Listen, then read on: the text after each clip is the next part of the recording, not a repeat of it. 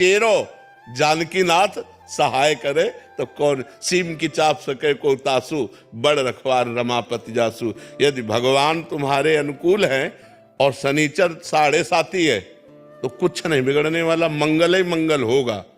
अगर भगवान का भजन नहीं करते, मनमानी गंदे आचरण करते हो तो थोड़ा अनुष्ठान कराने से थोड़ा तो शांत होगा, लेकिन वो फिर वो अपनी कला में तुम्हें फंसाकर नष्ट करेगा।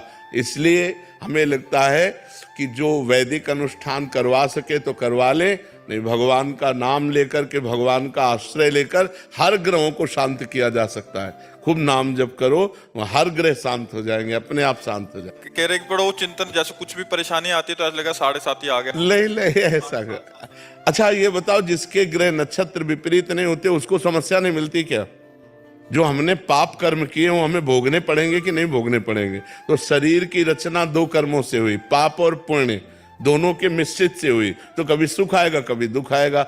हाँ, ग्रह नक्षत्र विपरीत होते हैं तो हमको परेशानी ज्यादा पड़ती है, हमें समस्याएं ज्यादा आती हैं। तो हम ग्रह नक्षत्रों की शांति का उपाय बिल्कुल सरल उपाय है, राधा राधा राधा राधा राधा, जो पे गोविंद चरण मन अर्पित तो करिए का नवग्रह रंग। और हर नवग्रह अनुकूल है आपके, और आप भगवान के प्रतिकूल हो तो तुम्हारा विनाश ही विनाश होगा, तुम्हें कभी लाभ प्राप्त थोड़ी हो सकता है। मान लो बड़ा अधिकारी हमसे नाराज हो जाए, होमगार्ड हमसे हाथ मिलावे तो फायदा क्या होगा? आप विचार करके तो हमारा क्या लाभ मिलने वाला है?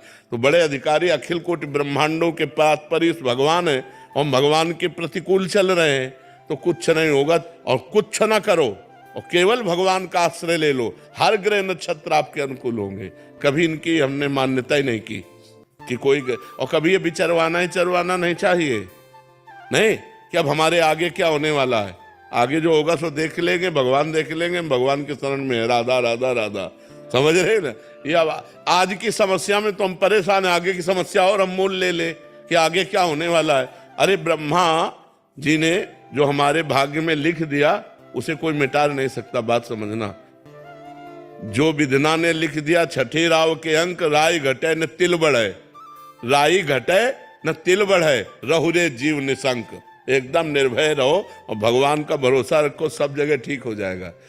महाबलवान रावण था, भगवान से विमुख होकर शनि को बांध दिया था, अपने काबू में किए हुए था, समस्त ग्रह नक्षत्र देवी देवता सब। लेकिन क्या हुआ अंत में? क्या हुआ?